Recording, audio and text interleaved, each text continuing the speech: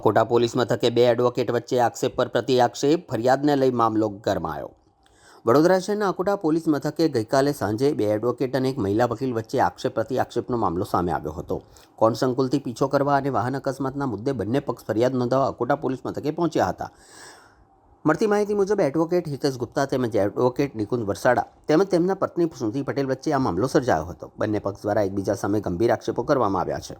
Advocate Hitesh ગુપ્તાનો આક્ષેપ છે કે તેઓ દિવાળીપુરા ન્યાય મંદિર કોર્ટ સંકુલમાં કામ અર્થે ગયા ત્યારે એડવોકેટ નિકુંજ વરસાડા અને તેમના પત્ની તેમનો પીછો કરી રહ્યા હતા। વધુમાં સ્મૃતિ પટેલે તેમની કારની આગળ એક્ટિવા મૂકી રસ્તામાં અવરોધ ઊભો કર્યો હોવાનો પણ તેમણે આક્ષેપ કર્યો છે। વધુમાં જણાવ્યું છે કે સંખેડા કોર્ટમાં તેમની સામે બળાત્કારની ખોટી ફરિયાદ નોંધાવવામાં આવી અને આ મામલે તેમણે નાર્કો ટેસ્ટની માંગ પણ કરી છે। જો ફરિયાદ સાચી સાબિત થાય તો વકીલાત છોડી દેવાની પણ વાત તેમણે કરી હતી।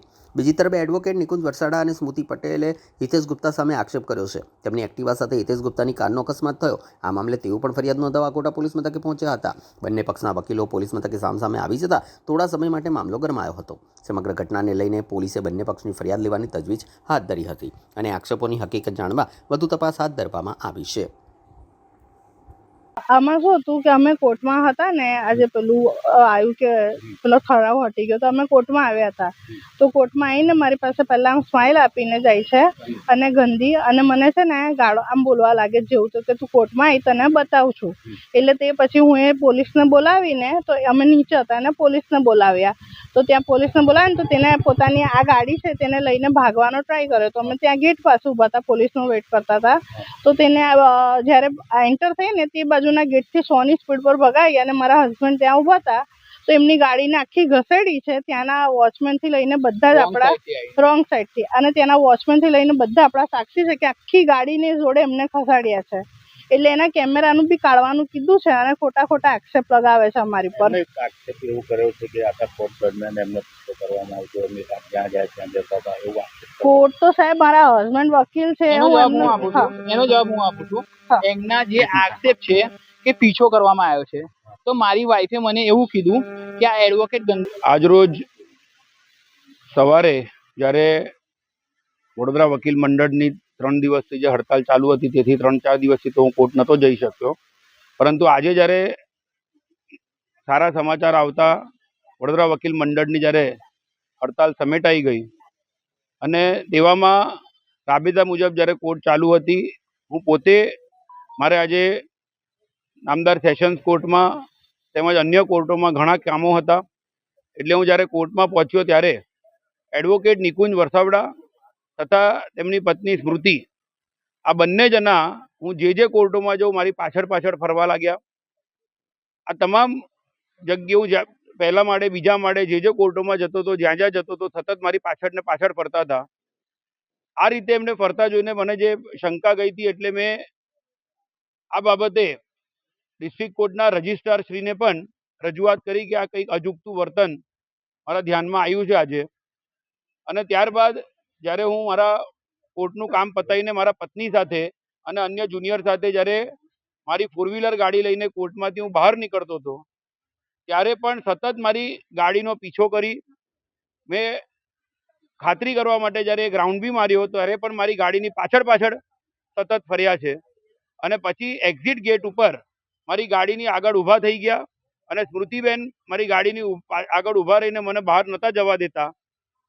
તેવામાં સ્થળ પર જે મહિલા કર્મચારી, જે પોલીસ કર્મચારી સિક્યુરિટી માટે હાજર હતા તેમને ખસવાનું કીધું, પરંતુ એ બેન માન્યા નહીં।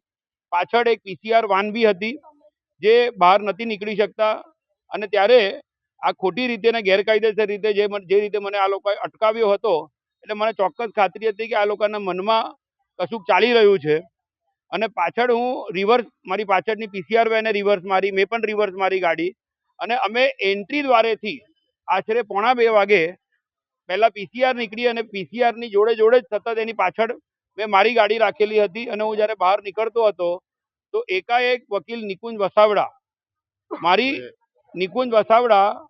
મારી 4 વ્હીલર ગાડીના ડ્રાઈવર સાઈડ ઉપર પોતાની 2 વ્હીલર ગાડી લઈને એકાએક એને અથાડી દીધી અને મેં બિલકુલ રોકાયો નહીં। એમને મને રોકવાના બહુ પ્રયાસ કર્યા।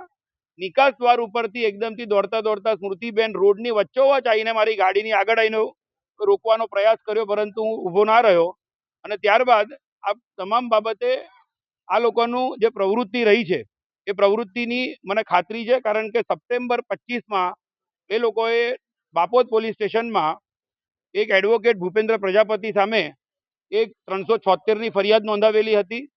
તેમાં એ ફરિયાદની અંદર ભૂપેન્દ્ર પ્રજાપતિના મેં જ જામીન વકીલ તરીકે જામીન મેં જ કરાવડાયા હતા.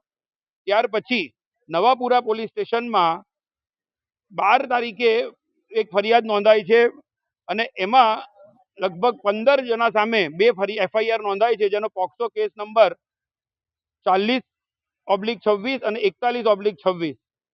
સ્મૃતિબેન અને એમનો સગ્ગો ભાઈ એક જ દિવસે 2 FIR પોક્સોની રજીસ્ટર કરાવે છે. એમાં પણ આરોપીઓના બચાવ પક્ષે હું વકીલ તરીકે રોકાયેલો છું અને તેવામાં જ્યારે કોર્ટમાં એમને પોલીસ તપાસ સામે તથા મારી સામે ખોટા આક્ષેપો કરીને અરજી આપેલી નામદાર કોર્ટમાં, જે અરજી ગત 27 જુલાઈના રોજ નામદાર કોર્ટે ફગાવી નાખી.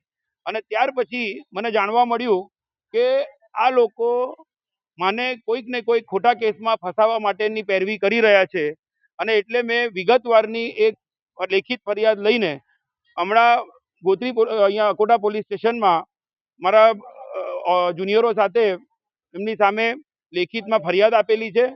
ત્યારે એવું જાણવા મળી રહ્યું છે કે આ લોકોએ કોઈક ભાવનાબેન નામની સ્ત્રીનો કંઈક ઉપયોગ કરીને મારી સામે સંખેડા પોલીસ સ્ટેશનમાં બળાત્કારની ફરિયાદ નોંધાવડાવી છે, જેવું જાણવા મળે છે.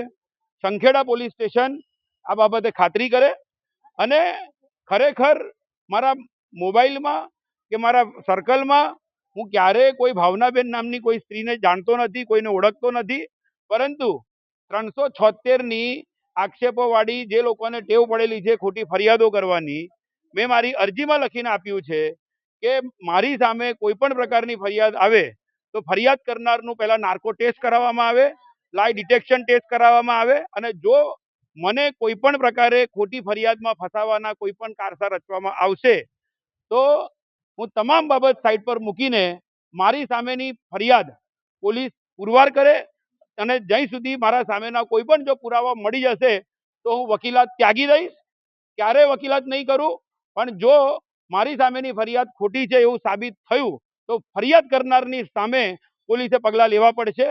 અને તેથી મારી સામે અગર કોઈ પણ વ્યક્તિએ કોઈ પણ પ્રકારની જો ખોટી ફરિયાદ નોંધાવી છે તો એક વાત બહુ સ્પષ્ટ છે, ફરિયાદ કરનાર વ્યક્તિ કોણ છે અને કોણ ષડયંત્ર